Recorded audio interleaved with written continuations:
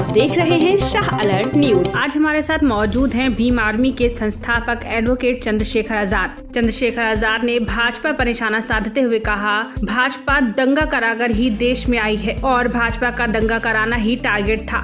नूह मेवात में बरेली की घटना पर अगर अधिकारी सूझबूझ से काम न लेते तो बरेली भी जल गया होता। साथ ही बोले, भाजपा मुजफ्फरनगर में दंगा कराकर देश पर राज कर रही है। चंद्रशेखर यही नहीं रुके, सिलेंडर पर 200 कम करने के ऊपर बोले, ये सब चुनावी स्टंट है, वोट खरीदने का एक तरीका है। बसपा से निष्कासित हुए इमरान मसूद पर बोले, बसपा का बुरा वक्त है, अगर इमरान मसूद साथ रहते तो हो सकता था बसपा के प्रत्याशी सहारनपुर पर चुनाव जीत जाते। एडवोकेट चंद्रशेखर आजाद ने और भी बहुत कुछ कहा। देखिए शाह अलर्ट में एडिटर चीफ अरशद राणा की एक खास रिपोर्ट। आज हमारे साथ चर्चा में भीम आर्मी के संस्थापक चंद्रशेखर आजाद, जो किसी पहचान के मोहताज नहीं है, आज शाह अलर्ट में चर्चा करेंगे अभी होने वाले 2023 के विधानसभा चुनाव के ऊपर। क्या परिस्थितियां रहेगी, किस तरह की तैयारी है, क्या उनका किस तरह का टारगेट है विधानसभा जीतने का, और किस तरह की उनकी यात्रा चल रही है चंद्रशेखर आजाद जी। किस तरह की तैयारी है जो अभी चुनाव होने वाले हैं फिलहाल? देखिए, चुनाव 2022 का जब खत्म हुआ तो मुझे ये महसूस हुआ चुनाव में दो चीजों की बहुत सख्त जरूरत है। अगर वो आपके पास नहीं है, आप कितना भी बड़ा नाम क्यों ना हो, लेकिन आप चुनाव नहीं जीत सकते। पहला, एक मजबूत संगठन बूथ तक, और दूसरा आपका सिंबल। अगर आम जनता जो आपको वोट देना चाहती है आपका सिंबल नहीं जानती तो वो आपको वोट कैसे करेगी? और अगर आप पे बूथ पे मजबूत पहरेदार नहीं तो आप अपने वोट को घर से बूथ तक कैसे पहुंचाओ? 2022 में जो गलतियों से सीख ली, उसके बाद हमने विधानसभा चुनाव की जो तैयारी छत्तीसगढ़, राजस्थान, मध्य प्रदेश हमारी चल रही है, अपने चुनाव सिंबल को गांव तक पहुंचाना, बूथ के कार्यकर्ता के लिए बूथ तक का संगठन निर्माण करना। और क्योंकि वहां पहले से लंबे समय से भीम आर्मी सड़कों के आंदोलन को लड़ रही है, अन्याय अत्याचार के खिलाफ लड़ रही है, मध्य प्रदेश में भी, राजस्थान में, छत्तीसगढ़ में, तो बहुत आसान है। जनता ने हमारा काम देखा है और हमने जनता से अपील की है कि जब आपने सब लोगों को मौका दिया तो एक मौका आप हमें भी आपकी सेवा करने का, आपकी लड़ाई को आगे बढ़ाने का दें। और मुझे विश्वास है जिस तरह का जन समर्थन उत्साह कार्यकर्ताओं में वहाँ है और जिस तरह का जन समर्थन वहाँ हमने देखा कि आजाद समाज पार्टी मध्य प्रदेश और राजस्थान में बहुत अच्छे परिणाम प्राप्त। बहुजन समाज पार्टी गाइडलाइन साफ लिखी हुई है, परिवारवाद पर नहीं चल सकती, लेकिन फिर भी अभी देखने में मिल रहा है कि बहन जी परिवार को आगे बढ़ाने का काम कर रही है और जो कार्यकर्ता हैं, जो काम करना चाह रहे हैं, उनको अवॉइड कर रही है। इसका रीजन क्या हो सकता है? देखो, आपके दिल की बात मैं थोड़ी बता सकता हूँ। देखो, किसी भी पार्टी का जो मुखिया होता है वो समय परिस्थिति के हिसाब से अपनी पार्टी के लिए निर्णय लेता है।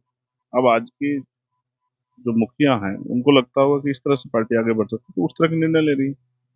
और मैं समझता हूँ कि अगर ऐसे में उनके निर्णय को बाधा उत्पन्न की जाए तो ऐसे में उनका जो नेतृत्व है उस पर सवाल खड़ा होगा। तो मैं तो बहुजन समाज पार्टी के अपने निर्णय, वो जो भी निर्णय लें, जैसे भी निर्णय लें, मैं उन पर क्यों आलोचना करूँ? मैं आलोचना उनकी ज्यादा करना चाहता हूँ जिनसे मेरे मुकाबले हैं। और आज सत्ता में भारतीय जनता पार्टी बैठी है, तो भारतीय जनता पार्टी की जो क्रियाएं हैं, उनके जो कार्य हैं, उन्होंने जो जिस तरह की सरकार में रहते हुए आम जनमानस के विरुद्ध जो कार्य किया, नीतियां बनाई हैं, नौजवानों को जिस तरह ठगा है, भर्तियों में घोटाले किए हैं, जिस तरह से जाति के आधार पर अन्याय हो रहा है, एट्रोसिटी हो रही है, जिस तरह से महंगाई, बेरोजगारी बढ़ रही है, किसानों की फसल के दाम नहीं मिल रहे हैं, किसानों के झूठे मुकदमे वापस नहीं हुए हैं, कोई भी आवाज उठाए, चाहे पत्रकार हो, आशा, आंगनबाड़ी कार्यकर्ता हो, सबको लाठियों से पीटा जा रहा है। तो ये जो आज के हालात है उन पे जवाब देने की जिम्मेदारी और उन सरकार सवाल करने की जिम्मेदारी हमारी। किसी राजनीतिक दल की अपनी एजेंडा क्या है, उनकी गाइडलाइन क्या है, जब मैं दल का मेंबर ही नहीं तो मैं उसको क्या कहूं? अभी अभी मोदी जी गृहिणियों पर मेहरबान हुए हैं, गृहिणियों के ऊपर खास करके चूल्हे पर मेहरबानी दिखाई है, 200 रुपए सिलेंडर पर कम किए हैं। क्या मतलब इस चीज से क्या संदेश देना चाहते हैं मोदी जी? क्योंकि चिल्ला रहे हैं जो सत्ता के बिना लोग बैठे हैं कि 200 रुपए का तो ये लॉलीपॉप है एक तरीके से। पहले 400 रुपए से सिलेंडर 1100 रुपए पहुंचाया और अब 1100 से 200 घटा दिए गए। कहीं ये 2024 के चुनाव का स्टैंड तो नहीं है? देखिए, इसको कहते हैं बड़े सफाई से जेब काटना। लंबे समय तक आपने कीमत बढ़ा के लोगों की जेब से पैसे लिए,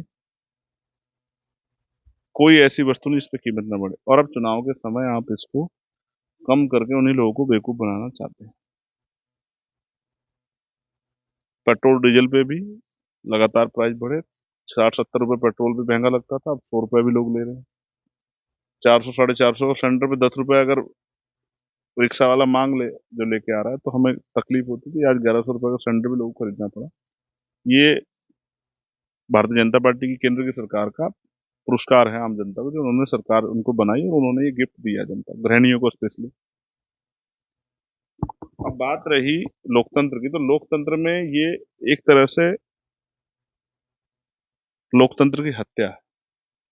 कैसे, ये भी समझ लीजिए कि पहले सीधे प्रत्यक्ष रूप से जनता को पैसा देके उनकी वोट को खरीदा जाता था, और अब चुनाव से पहले इस तरह के लाभ देके उनकी वोट को खरीदने का प्रयास किया जाता है। ये एक तरह की वोटों की लूट है और वोटों की खरीदारी है, और जनता को इससे जागरूक होना पड़ेगा और जनता को इसका जवाब वोट की चोट से सरकारों को देना पड़ेगा। तभी जनता इन मुसीबतों से निजात पा पाएगी। अदरवाइज चुनाव से पहले लाभ देके और अगले 4.5 साल के लिए परेशानी सहने के लिए